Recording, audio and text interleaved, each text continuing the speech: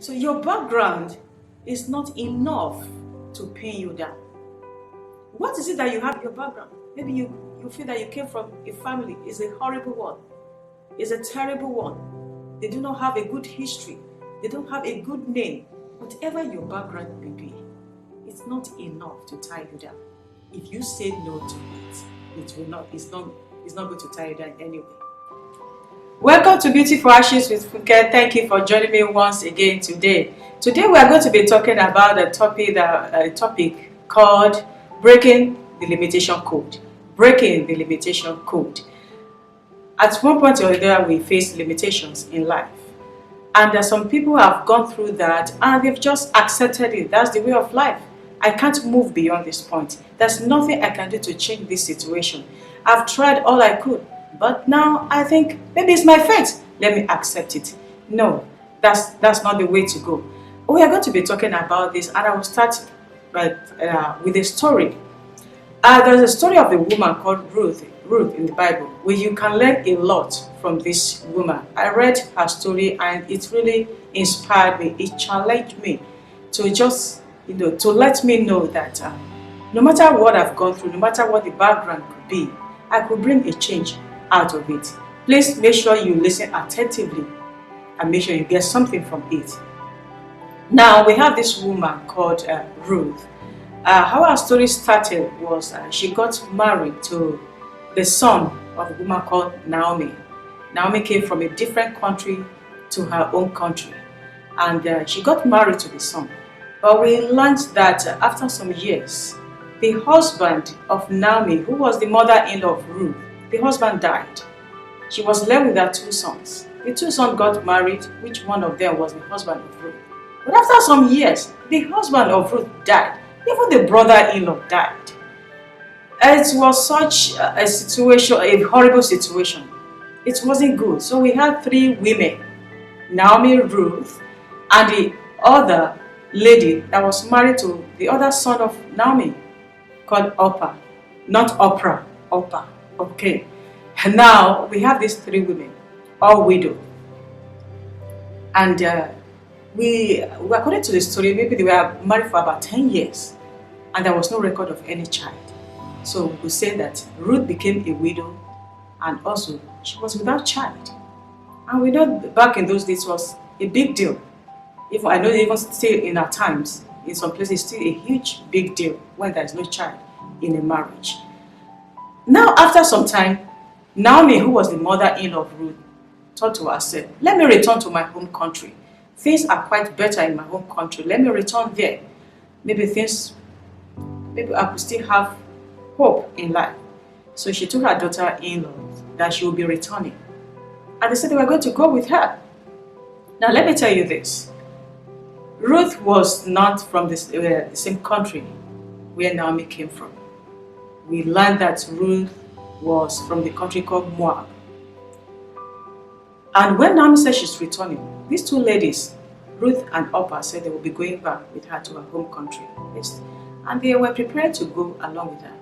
But Naomi just told them, why will you girls return with me? Why? I don't have anything to offer you. I don't have any son that could marry you. Even if it's possible that I get married today and have a son, will you wait for the son to grow up and get married to you? People said, no, there's no need. You have been so good to me. Why don't you just go back to your people? Go back to where you are familiar with. Go back to your gods. Go back to your way of life. And at that point, Oprah, the other lady, she wept and turned around and she said goodbye to Naomi and turned back to go back to her people. And Naomi told Ruth, see, the other lady, your sister, she's gone back. Why don't you go with her? I don't have anything more to offer you. You have been so good to me all these years. But we learned that Ruth cried. And she said, no, there's no way I'm going to leave you. I've made up my mind to go with you. Your people will become my people. I'll go to your country. It may not be my own country. It may not be my culture. It may not be where I'm used to. But I'm prepared to go with you. Say, please don't tell me to go back. And we know at that point, Naomi said, okay, if you are willing to go with me, no issue, let's go. And they went. And we learned that when they arrived at Naomi's country, everybody there came out to welcome them. And they saw Naomi, said, "This is not Naomi." She said, "No, everything about me is not good anymore. There's no need calling me Naomi, call me Mara."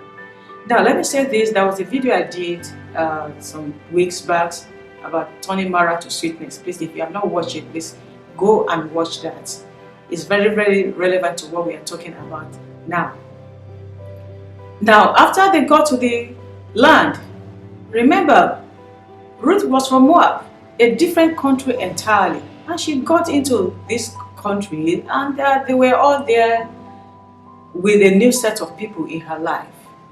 She was a widow in a foreign land.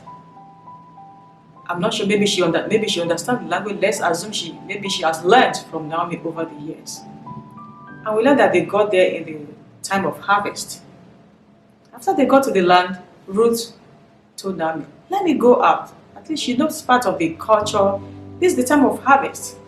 I could find favor in the sight of someone that if I sit at home, we are going to die of hunger. Let me go out." And she went out to a farm, started working alongside with them. They have a culture to make sure that strangers, they are being taken care of. So they have some kind of leftover they have for them. And we learned that this woman was so hardworking. Ruth, she was such a hardworking woman. And even the people there, they took note of her. And it came to a point. Naomi.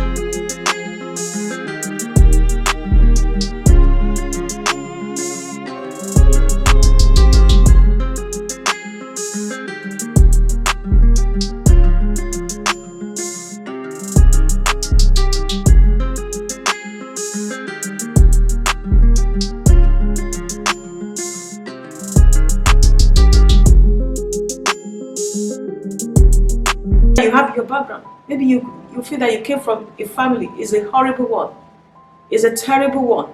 They do not have a good history. They don't have a good name. Maybe they were even people that got they were ex-convicts, they were drug addicts or whatever. Whatever your background may be, it's not enough to tie you down. If you say no to it, it's not going to tie you down anyway. Ruth came out from that horrible place. As of that time, the way they were saying, but she did not allow that to define her life. We'll still go on later to talk about what we need to do. Now let's go on. What's another factor that was limiting Ruth? Her life experiences were not good at all. She was a widow. She wasn't married for some years, and she didn't have a child. So we could see that her experiences were so much against her life and destiny. It was a time of sorrow for her. She experienced losses. She experienced hardship. Imagine marrying the love of your life and after some years together, being still young, without any child, and the person is gone. So her life experiences were not good at all. It was enough for some people to say, I don't want to do anything. What is your own life experiences? What have you experienced in life that's pulling you down? Maybe disappointment, losses, or it could be failures from any angle. What have been your life experiences? Sickness, pain, heartbreaks. What are your life experiences? If Ruth can put all that aside and say, I'm going to forge ahead, you too can forge ahead. So life experiences was one of the things that was limiting Ruth at that time. So we're going to stop here for today. And please don't just listen to this and just go on. Please press the like button there, like it and share it to others. And please subscribe to my YouTube channel. It's Funke Adeni Richard. Thank you for staying. Thank you for watching. Bye and God bless you.